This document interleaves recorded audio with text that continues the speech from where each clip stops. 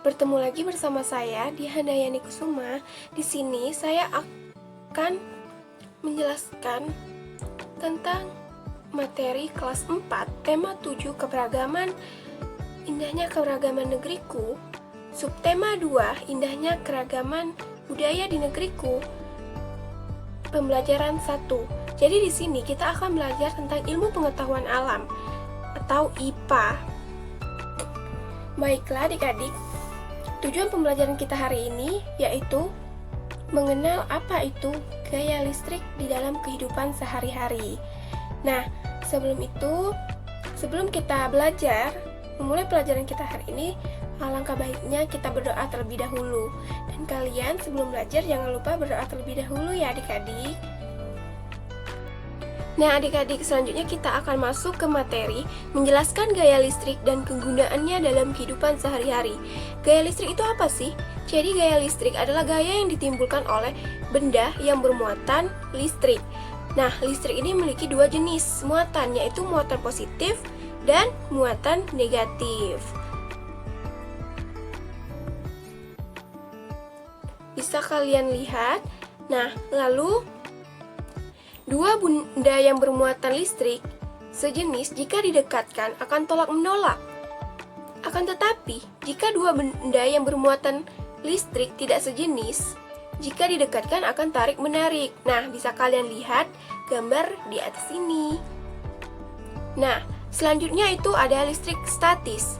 Listrik statis itu apa sih?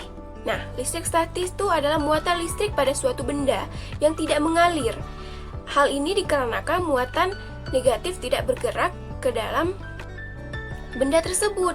Nah, listrik statis akan hilang ketika kedua benda tersebut sudah memiliki muatan yang sama. Oleh karena itu, muncullah listrik statis hanya terjadi sementara, seperti gambar yang ada di atas ini.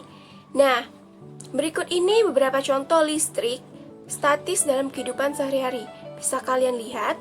Nah, jadi potongan kertas yang tertarik penggaris, ketika penggaris digosokkan ke rambut, lalu helai rambut tertarik balon setelah balon digosokkan ke kain. Nah, fenomena petir yang terjadi ketika langit mendung. Nah, bisa kalian lihat gambar di atas. Awan mendung, lalu awan mendung terjadilah proses hujan. Nah, selanjutnya yaitu listrik dinamis. Jadi, listrik dinamis ini adalah muatan listrik yang dapat bergerak. Energi listrik bergerak dari kutub positif menuju kutub negatif. Contohnya, baterai yang ada pada rangkaian listrik, seperti gambar di atas. Baterai memiliki dua kutub, yaitu kutub positif dan kutub negatif. Pasti kalian sudah pernah lihat kan? Baterai itu memiliki kutub positif dan kutub negatif. Nah, selanjutnya yaitu jika kutub positif dan kutub negatif dihubungkan dengan kabel, maka yang akan terjadi adalah aliran listrik dinamis.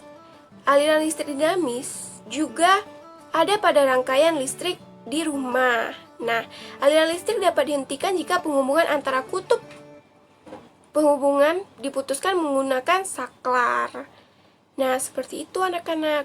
Lalu selanjutnya di sini Ibu akan menjelaskan perubahan bentuk energi listrik. Arus listrik mengalir dari kutub positif ke kutub negatif. Jika alur listrik bergerak melalui peralatan listrik, maka peralatan tersebut akan berfungsi. Nah, energi listrik akan diubah menjadi energi lain sesuai dengan kegunaan peralatan listrik, seperti gambar lampu di atas.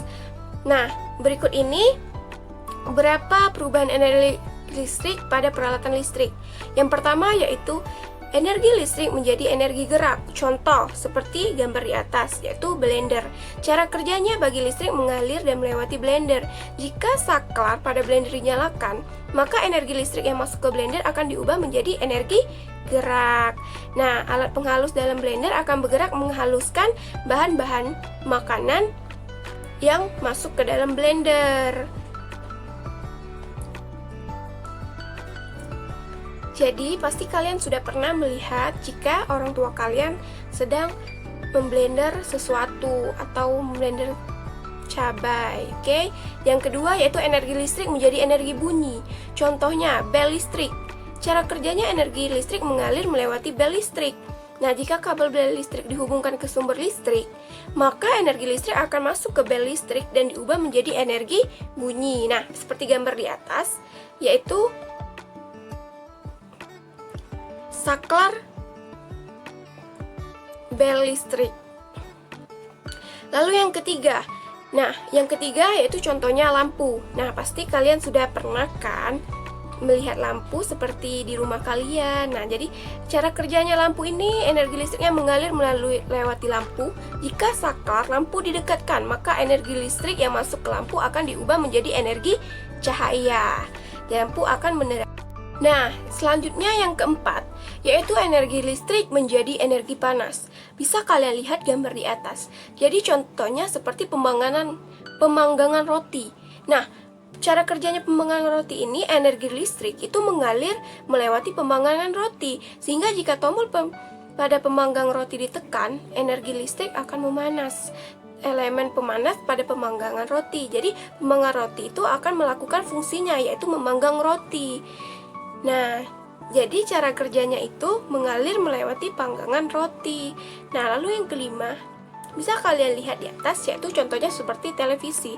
Jadi energi listrik yang menjadi energi cahaya dan bunyi itu seperti televisi.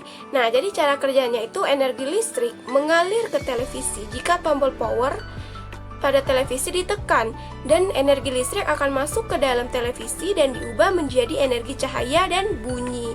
Nah, maka itu energi cahaya berupa gambar pada layar, energi bunyi itu berupa suara yang keluar dari pengeras suara pada televisi tersebut.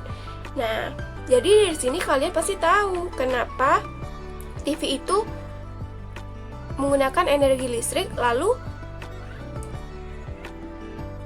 mengeluarkan suara dan gambar. Karena ia memiliki energi listrik yang dapat diubah menjadi suara, bunyi, dan gambar. Nah, sampai sini apakah kalian mengerti adik-adik tentang gaya listrik itu? Jadi gaya itu banyak sekali, bukan?